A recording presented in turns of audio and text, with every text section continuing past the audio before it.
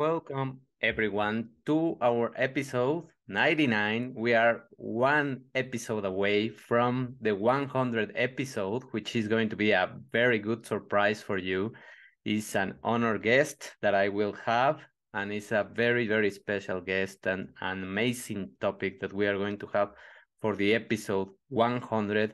And there are a lot more surprises for the next season, the fifth season that we are going to have on in the future, in the very near future. So stay tuned for the changes that we are going to have in this podcast. And without further ado, let's start with the topic of this episode, which is using adversity to build resilience. And this is going to be an amazing episode as well, because we are going to talk about all the behaviors, the interactions of the genes, the environment, the things that happen that we are not really aware of. And many times they are influencing the critical windows of our genetic blueprint, and they are producing epigenetic changes, and they are predisposing you either to chronic diseases, to allergies, to many immunocompromised diseases as well. And also they affect your mental health, your cognitive performance, and of course, the ability to regulate your emotions. So stay tuned until the end, because we are going to review very, very helpful and important diagrams that we will use to explain this information and how it impacts your health. So let's start with the information and to the literature that I use to talk about this topic is from the article of Boyce et al. And it's from 2021, so it's very recent. And the title of the article is Genes, Environment, and Time, the Biology of Adversity and Resilience, and is from the Journal of Pediatrics. So let's start with the information and what is happening and what were the discoveries of this recent information. The development context of conception and adulthood to adulthood shape differential child health outcomes. We already knew many of this information, but there is a lot more evidence now to witness, to see, to verify that there are interactive adaptations ongoing throughout life that are influenced by various factors, which is the epigenetic meaning. So biological effects, physical effects, social adversities, all of them have an influence on the brain, and they have been receiving significant attention to see how the prenatal period and all of these stages in the development are extremely important in the early infancy for the development of the immune system and the regulation of your metabolism. Yes, you listen correctly. Your metabolism is being created, being architectured, and being laid out when you are in the uterus and all of these stages. And there are critical windows where this environment can make more changes and can lead to improved health outcomes or to deleterious effects. So what are we going to do? Traditional research on child health has often examined genetic environmental factors independently. And many times we have seen how these factors, they have been analyzed in terms of the effect that they are producing, but they have not been analyzed in terms of the interaction that they do with the genes. So now it is widely acknowledged that there are specific and temporal windows of opportunity where these changes and these environmental factors can prevent or increase the risk of developing chronic diseases. Which are these kind of periods that we can have more susceptibility to develop these kind of changes? Well, there are three big windows in through our lifetime. And this means that we are more susceptible and that they are critical periods. This doesn't mean that in any other time throughout your development and your lifetime, you cannot make changes to this, to your epigenetic blueprint.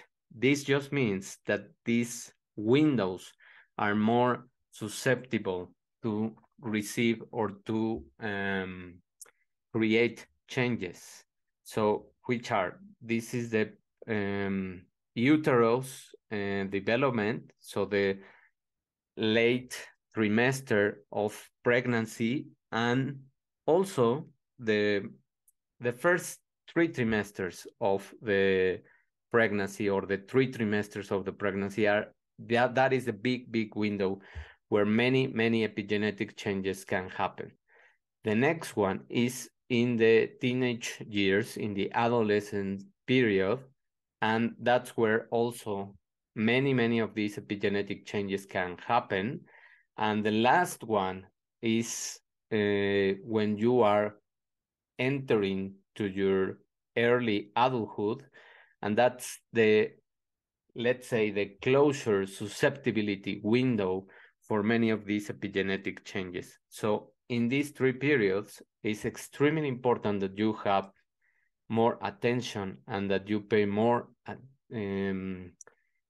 care to the behaviors, to the habits, to the things that you are doing. And that doesn't mean that throughout your lifetime, you are not going to do anything, or you are going to do the worst of the habits. So this just means that you need to pay more attention to these specific windows. That's it. So recent advances in these development stages have been laid out by multiple genes, and the influence and the susceptibility and the resilience that they are creating, how genes interact with environment conditions, how metabolic and epigenetic processes are interacting and affect the outcomes of the adversity exposures. All of these findings have broad implications in the practice and can inform the development more effective prevention strategies. By understanding these complex mechanisms, we can develop much better relationships in the life and the interplay that we are just living in the present moment. What can we do? Individual differences exist in many children's sensitivity to adversities in their families, in the communities, and they are now recognized as crucial factors in child health outcomes.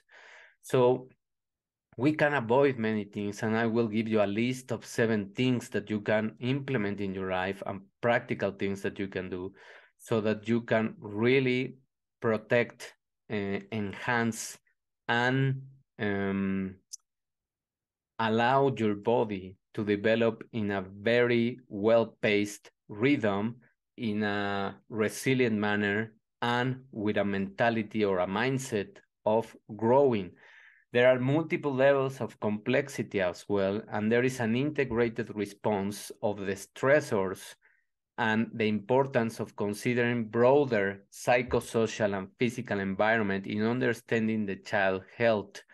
That's why it is extremely important that we pay attention to the emotions, to the environment, to the interactions that the children have with their parents, with the relatives, with friends at the school, friends in any other environment, and the things that they are doing, the habits that they are integrating in their lives. So what we can do is that start highlighting the impact of these environmental protective factors that cannot be now overlooked, because there is a lot of information, and we know now that there is this epigenetic predisposition or epigenetic plasticity. And if we identify and understand these factors, we will have opportunities to build effective prevention strategies.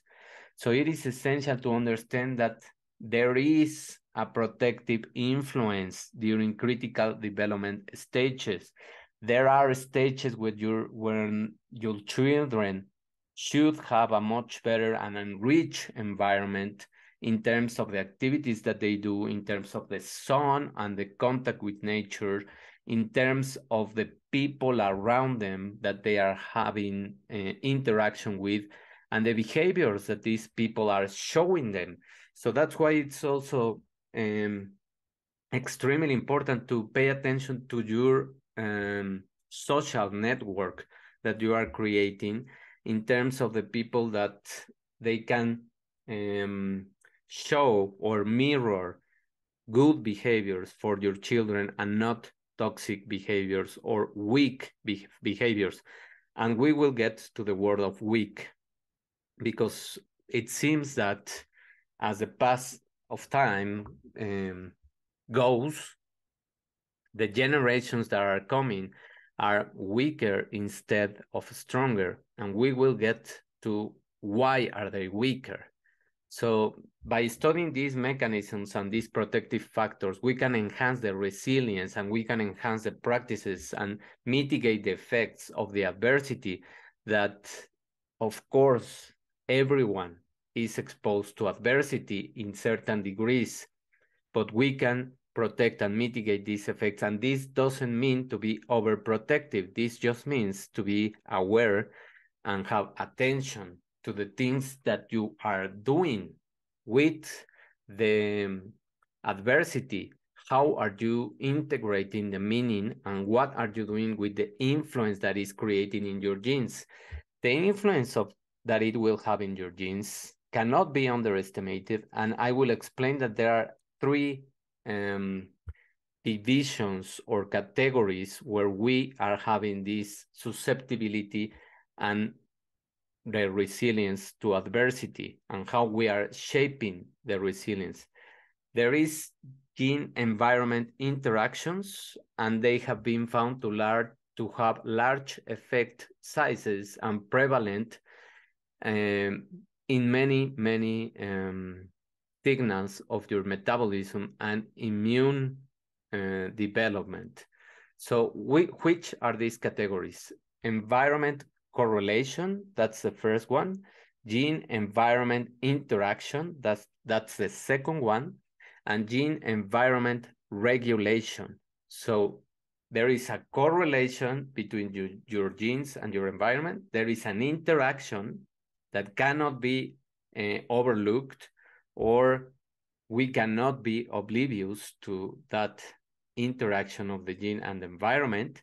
And the gene environment regulation, which is the behaviors that you are developing to regulate the interactions and the things that are happening in your life. So these forms interplay, and they connect, and they have been documented in relation to early childhood adversity and the impact on health and development. And there are environmental factors to which children are exposed, and they have profound effects in their health outcomes, and we have heard about them.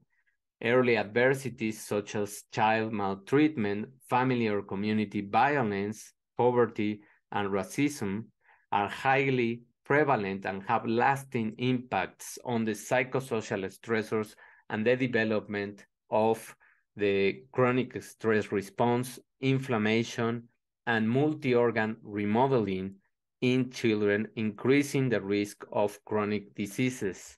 So this doesn't mean that it cannot be repaired or that it cannot be even reversed. There is a lot of evidence now that tell us that we can reverse the damage even with this kind of profound traumas. But there is, of course, a correlation that is stronger for this kind of population, or vulnerable populations of children. And what else is changing with your genes, with your environment and the interactions? Well, your microbiome. your microbiome or your microbiota or all the flora and the variety and diversity of your fungus, of your viruses, of your bacteria in your stomach, in all the airways, in the mucosas that you are having is impacted by the way you are interacting with your environment. What is the network that you are having? What is the consumption of information that you are doing? That's why it's extremely important that we try to be more conscious about the information that we are consuming and try to be more proactive in the information that we are reading and looking for and discerning. Because now the problem is not where is the information or how to learn something. Now the problem is to distinguish between truth and falsehood, to distinguish between things that are just being targeted to prime your stress, to prime your fear, to lead you to certain things that other people want you to respond to, or the things that make you grow and be more resilient. And how can you start having much more impact in the development of your metabolism, your immune system, and of course your cognitive abilities? And what has been demonstrated in this regard? Well, maternal warmth is very good and creates a responsive relationship that has been identified, creating protective factors for children that can buffer the adverse experience and the chronic immune system activation. So this is extremely important. Mothers are very, very good to create this buffer system, and it is kind of obvious if you think that they are very linked to the children because they have him or her inside for 9 months. So they have this unique connection with him or with her in order to create this kind of remodeling, plasticity, changing, and buffering system. So there is a lot to investigate or to research in that regard, but there are very integrate connections, very complex connections between the microbiome, the immune system, and the child health that can inform that these interventions promote health microbial colonization. And we know also that exercise, sleep, the way you eat, and of course, the time you spend in nature is correlated with the development of this microbiome. So, what are the 7 things that I can recommend to you to implement in your life so that you can create a much healthier and much more resilient children, adults, and of course, teenagers? You can foster supportive relationships. You can create a network of people that make you grow, that challenge you, that nurture you with information, with interactions that are healthy, not people that are criticizing you, that are imbuing you with fear, not that are leading you to be weaker or to pay attention to toxic things.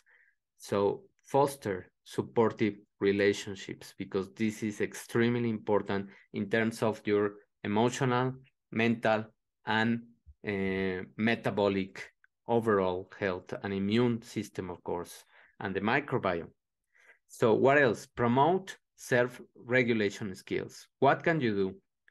Developing the ability to regulate your emotions, your thoughts, and your behaviors to be more conscious and to help your children navigate in challenging situations by developing coping mechanisms, problem-solving skills, effective communication strategies can help them manage stress to adversity, to adapt adversity, because they will be faced with adversity. They will have sometimes complicated things in their own level, and your role is to model them how to approach those things how to behave in those events, what to do in those circumstances. So the more they see you, that you are real, that you show your emotions, that you ask for time sometimes when you don't feel good, or start implementing things like journaling, meditating,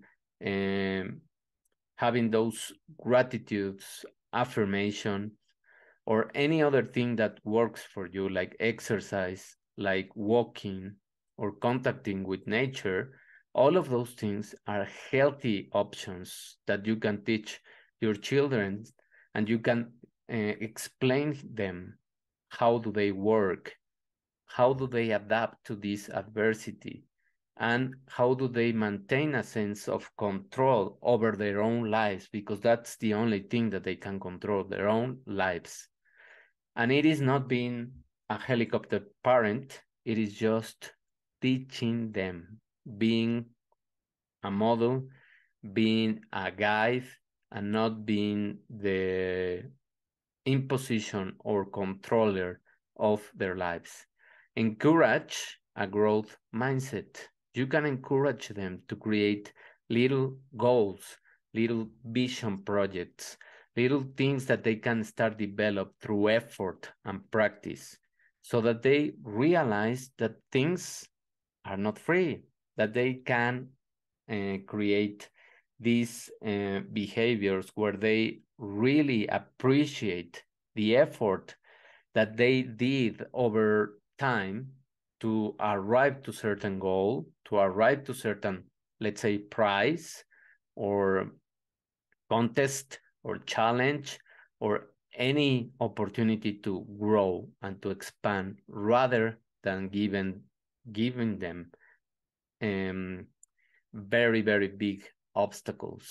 So teach them how to divide the things into small pieces so that they can start doing one at a time and start creating this rewards loop activation of dopamine. Provide opportunities for mastery and experiences. So now with the education systems that they are so archaic, let's say, and very sometimes they are deleterious for the effect that they are causing in the mental health of children. What we can create is time so that they can engage in activities that match their abilities, that they start discovering their talents, that they provide a sense of accomplishment, that they really boost their self-esteem by doing something that they love, that they like, and they start discovering new skill and create a confidence loop also. These mastery experiences can be instrumental in the development of resilience by showing children that they have the skills and they can acquire and they can learn more things, and they have the capacity to overcome any kind of difficulty in their lives. Support a sense of purpose and orientation, future orientation. So allow them to see to see what is going to happen in the future for them. What do they want? Who do they admire?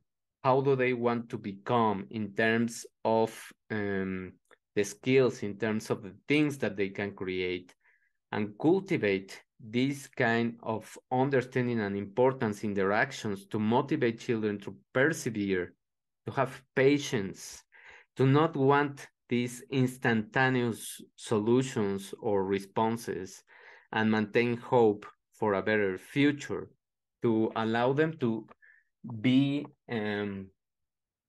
not over concerned about the future things that are bigger, but allow them to reduce that image into a picture where they can have an impact. Cultivate a positive and safe environment.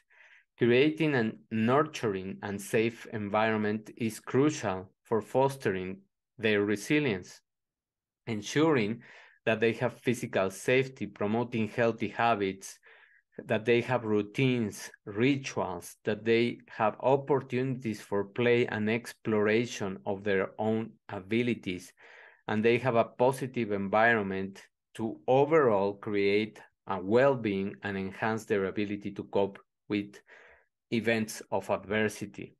Seek professional support when you need to, when you really don't feel capable of implementing certain steps, certain things.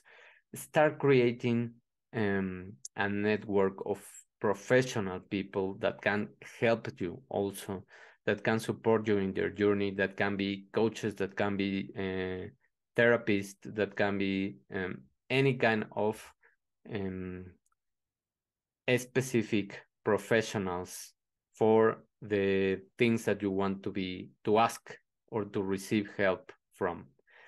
So all of those things you can do to start creating resilience, to start building stronger generations, and to start building stronger children, stronger teenagers, stronger adults. All of those things. Now, we are going to review one of the,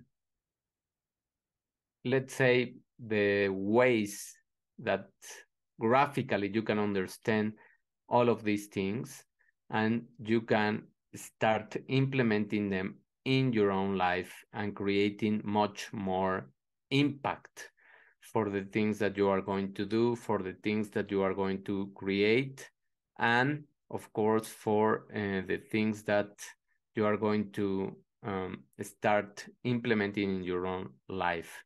So let's analyze this diagram. Well, this is the last one, but let's go to the first.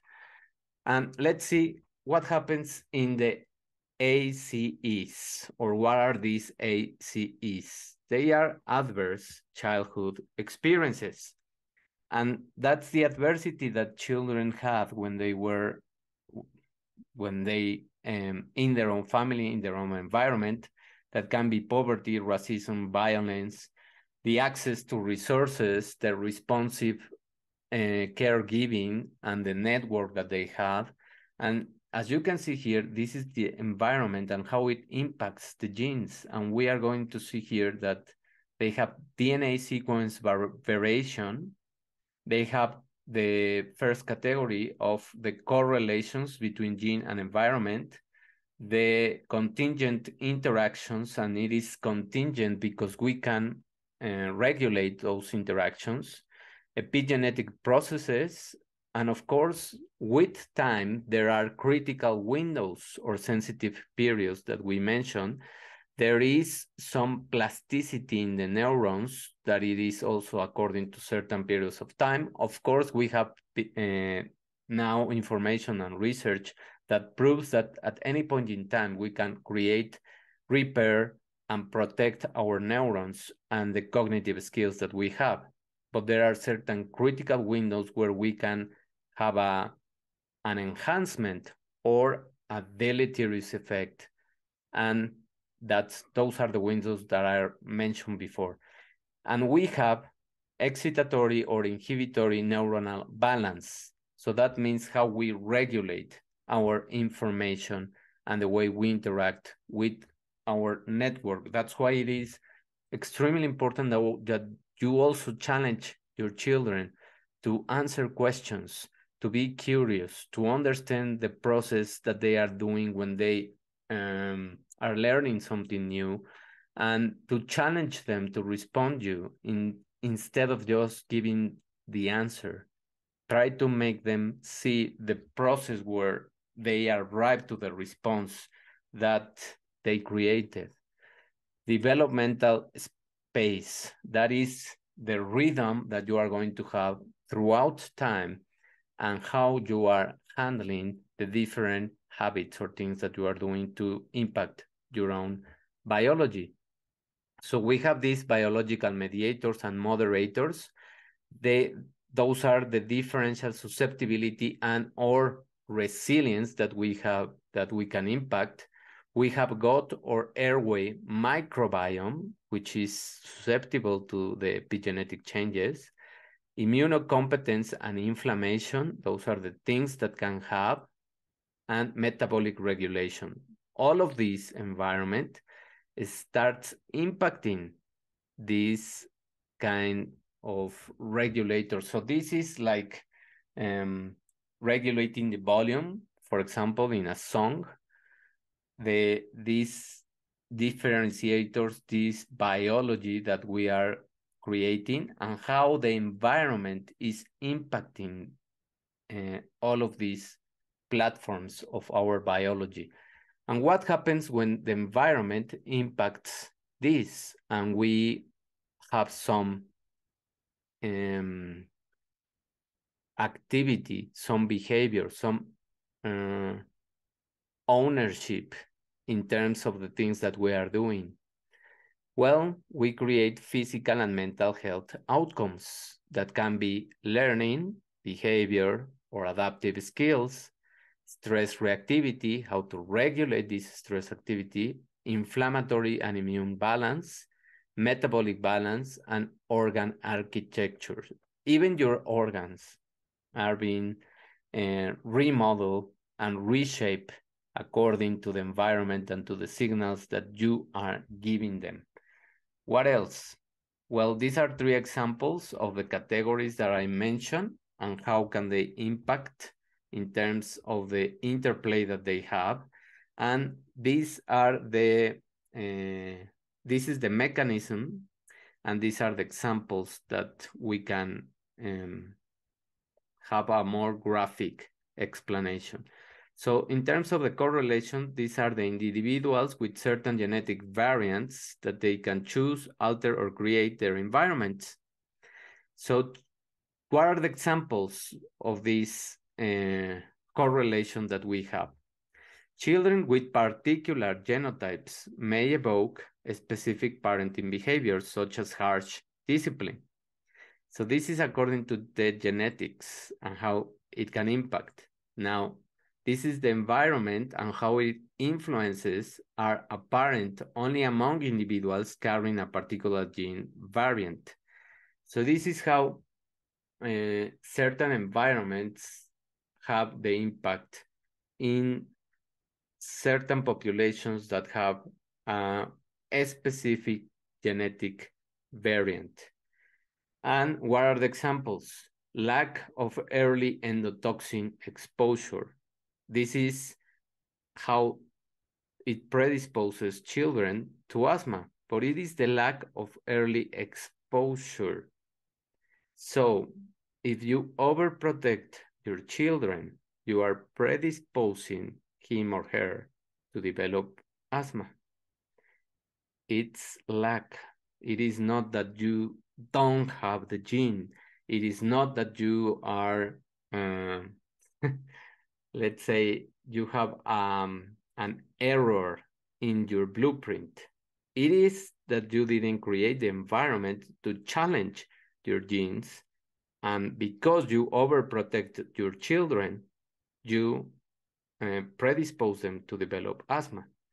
And that is only among children with a genetic variant in the CD14 gene, which this compound or this acronym refers to an immune marker that is responsible of developing the kind of inflammatory responses to certain toxins. Now, in this case, the endotoxin. So the third mechanism is environmental exposure that regulates or calibrates gene expression through an epigenetic process.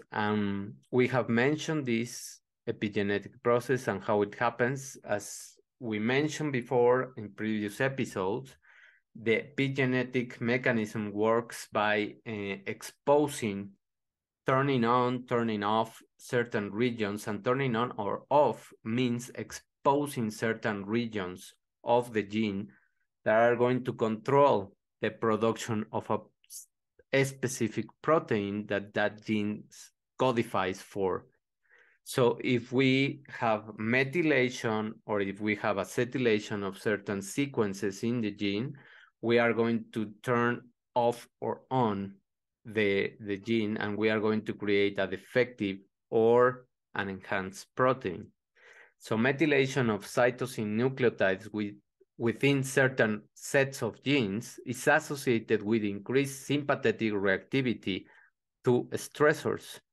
So these stains, let's call them, these genetic stains that are methyl groups, that are chemical groups, are going to cause reactivity in your sympathetic response, so in your stress response, let's say, and how you regulate your metabolism, your immune system, and your cognitive skills too.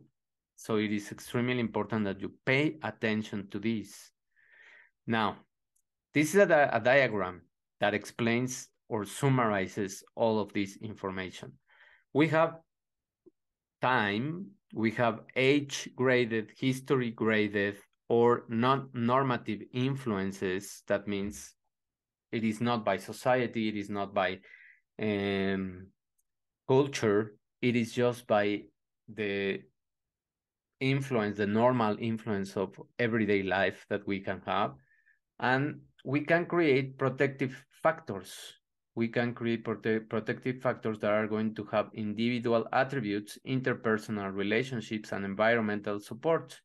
And this, the time and the passing of the windows that are more susceptible and any other periods of time, they are going to have certain kind of risk and adversity, and we will have an individual vulnerability, certain risk factors that are personal and according to the environment, and we will have a cumulative risk according to the things that we have done and according to the protective mechanisms that we have developed.